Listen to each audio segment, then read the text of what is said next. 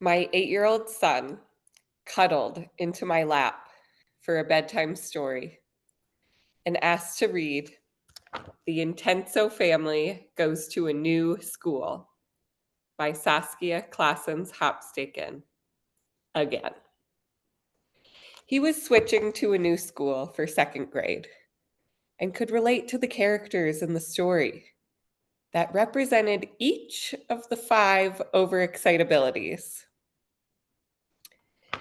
Imagio loved to imagine stories, inventions, and ideas. The latest was for a space club that involved a website, articles, building a telescope, and drawing a logo. As an inventor, he also powered his sister's bike with the vacuum cleaner motor. His imagination also sometimes made new places and experiences feel scary. Then there's Moto. Moto jumps in to answer questions quickly. He's the best soccer player on the team, loves to be active, win, be first, tell jokes, and dance in silly ways. And then there's Senso. Senso loved listening to music, touching his teacher's soft sweater, smelling fresh cut grass, looking at rainbow colors and soap bubbles, listening to baby robins chirp. He doesn't like funny smells, itchy socks, mushy cereal, covers his ears for loud noises. Then there's Thinko. Thinko loves to read and learn about space on TV, the universe, stars, black holes, nebulas, galaxies. He has lots of questions, and he hates making mistakes so much that he throws his work away instead of handing it in if it didn't match how he could see it in his mind. And then there's Emoto. Emoto loves when people work together and worries if anyone argues because someone's feelings might be hurt or someone might be doing something unfair. She tears up when thinking about how much she misses her friends from her old school and is so sensitive that it is hard to tell if feelings are other people's or her own. Reading this book made us feel so seen and understood. Felt so good to be able to teach my son about overexcitabilities and offer this self-awareness that was so life-changing for me as a gifted adult with a late identification. Working in the public school system as a gifted and talented advocate and coach was a different story. At work, I would repeatedly hear hurtful comments about gifted kids and their parents. Don't use the word gifted. Gifted kids' parents are difficult, put too much pressure on their kids. Gifted kids are defiant and lazy. We need to focus on the kids who are behind. The gifted kids will be fine. That kid can't be gifted. They have average achievement. They're so perfectionistic. That one's too sensitive and emotional. They're manipulative, trying to get out of work or coming to school. They can't pay attention, move too much, or too bossy.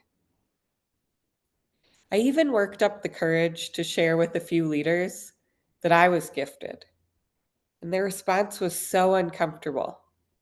They didn't know what to do with the information. The comments were deeply painful to hear.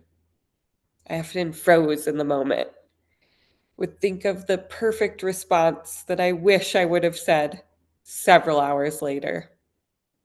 It was exhausting. And it was so frustrating that I still felt so tired, even though I had shifted to part-time to transition out of public education and into entrepreneurship. It was a big step for me during this time of positive disintegration to prioritize my own wellness over using all of my energy to help the students and staff that I loved and working in public education where I knew I was making a difference. Luckily, a few months into the school year, an idea came that really energized me: public speaking about giftedness. I could dispel the myths and misinformation, help others who don't understand the social emotional traits, intensities, and needs of gifted people, and help them understand themselves and the gifted people they care about. Just like Modo, I loved being in the limelight. And whenever I do something, I like to go big. So the first talk that I decided to do was on the Tedx stage. The TED platform, with over 23 million subscribers, was exactly what I thought was going to make the biggest impact. At the beginning of my TEDx journey, my focus was on clearly articulating my idea and turning in applications. I started off hiding the fact that I wanted to talk about giftedness because I felt like emoto, scared of people thinking I was arrogant, but also passionate for fairness for myself and other neurodivergent people who have an intense way of perceiving the world and are misunderstood. I had drained so much energy when watching other marginalized people suffer and face systemic oppression in my school. And my idea was to really share the importance of including yourself in the fight for social justice. As I would share pieces of my story and my ideas in my speaker coaching program, people didn't quite understand because they didn't know about giftedness. So over time, I started courageously sharing about the overexcitabilities and giftedness in my applications and coaching groups. With Finko giving me tons of interconnected ideas, but the application asking for an idea in 100 words or less, the applications were a challenge. I was sending in application after application and started getting rejection emails. It made the rejection sting a little less when I heard that the average person applies to over 87 TEDx events before being invited. I ended up getting invited to give a talk after a few months, but I declined because I had ethical concerns when they had a requirement that violated the TED policy. On top of that, they made a dismissive comment during the interview, saying that everyone is neurodivergent. And I knew I needed supportive organizers who understood me. So it was back to more applications until I opened up the email that I was invited to TEDx Woodinville. Tears came, and the fear, excitement, pride, disbelief, and thrill came over my body as I read it over and over again. When it was time to write my talk, the commitment became more intense. I spent hours drafting my ideas, attending Zoom meetings to practice and get feedback. As I wrote, I struggled with decision making. My coach asked me to choose one target audience to have the most impact. I wanted to talk to gifted adults, parents of gifted kids, leaders who worked with gifted adults in the workplace, educators. I wanted everyone to know. With lots of coaching and struggle, I chose gifted leaders. I loved learning about a new way to share ideas in the process. It was one of the first times that I got quite a bit of constructive feedback. It was uncomfortable, but really important for my growth. I was focused on communicating in a way that met my goal of the audience receiving my idea, which was different from communicating in the way that was most natural for me.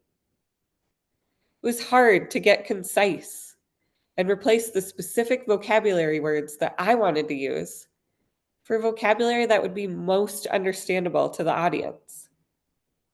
I really grew in my ability to receive feedback because that wasn't something I was used to.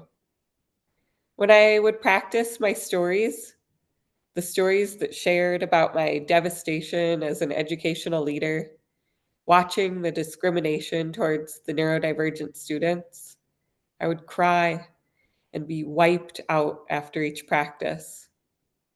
At the same time, it was healing to speak it out loud and share.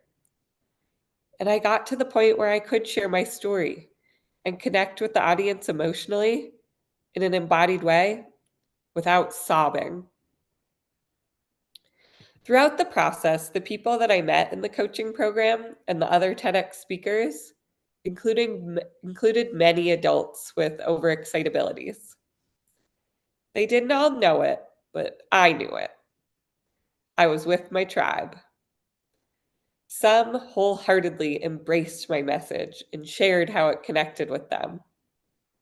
Others seemed uncomfortable with what I was sharing. One came up to me the day before the talk and shared that she knew a top researcher at a prestigious university who did a study that found kids who were labeled as gifted had negative impacts compared to kids who were not labeled gifted. It was huge growth to me to reply that having language to understand myself was empowering and supportive for me.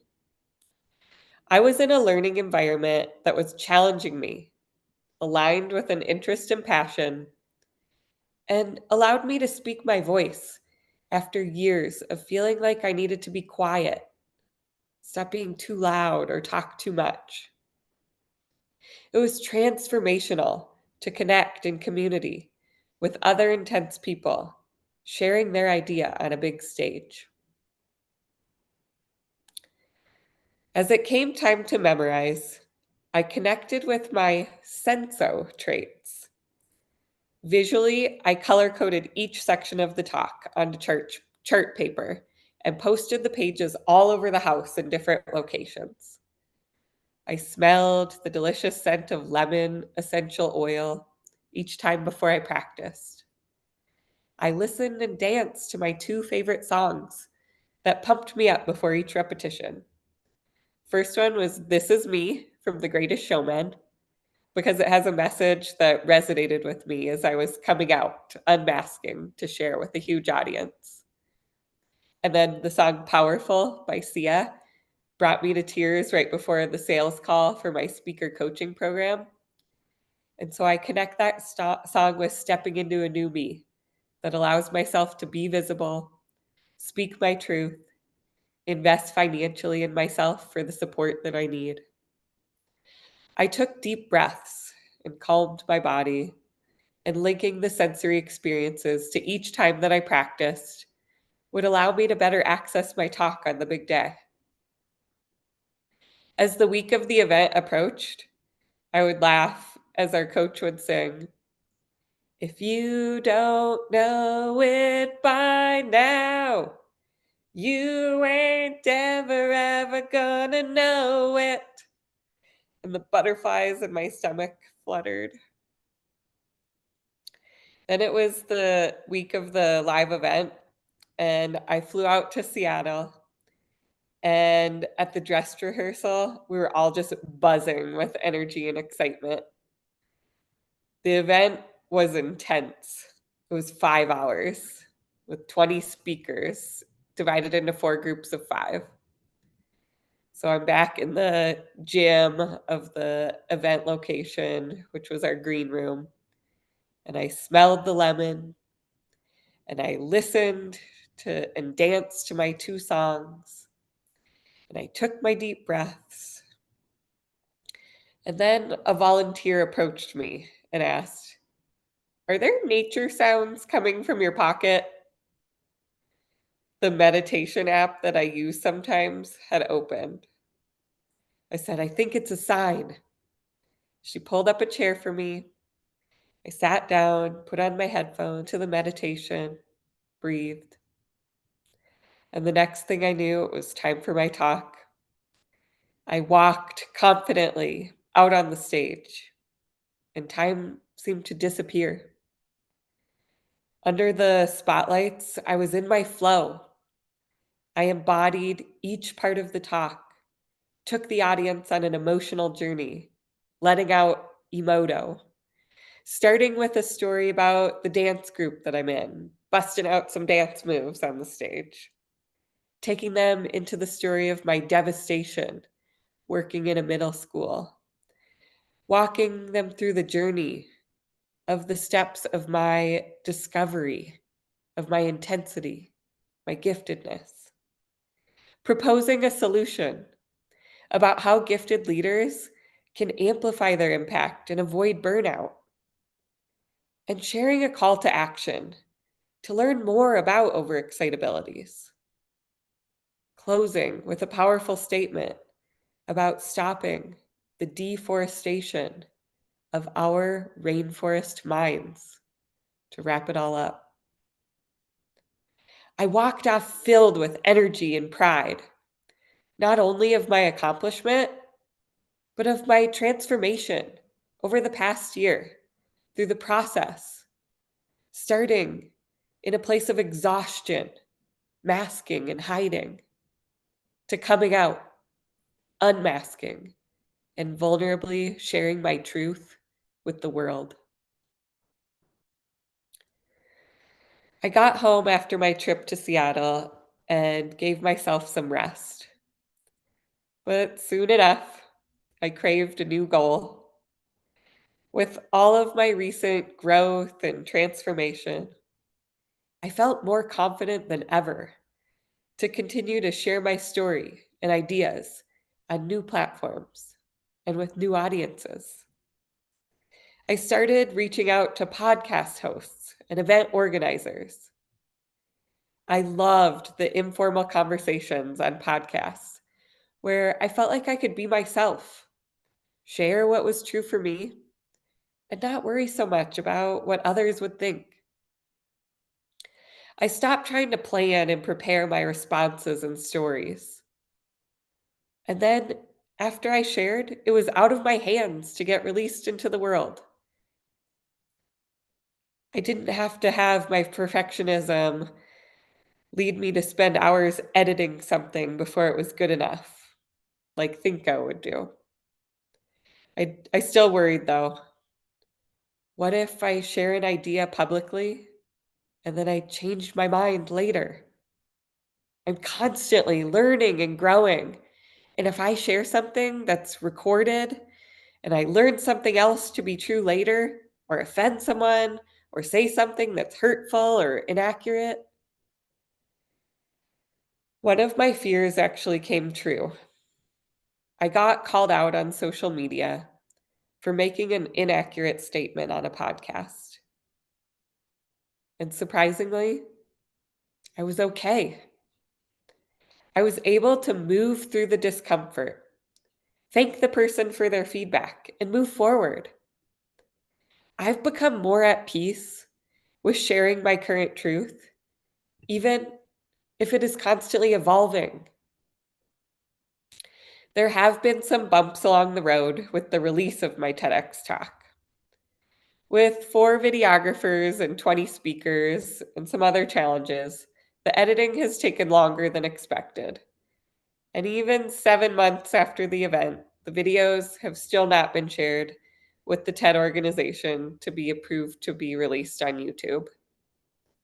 So my TEDx journey is not over. And I continue to look for opportunities to share my story and ideas with organizations to help gifted people feel seen and not alone in their struggles and dispel the many myths and misconceptions. Becoming a public speaker who tells stories and vulnerably takes risks of sharing my true self, intensity and all, while taking care of myself, has been an integral part of my positive disintegration. Stepping into a version of myself that doesn't hide or mask at the same level has not only provided me more energy and wellness for myself, but has had a ripple effect within my marriage as a parent of twice exceptional children. and as a leader in my community.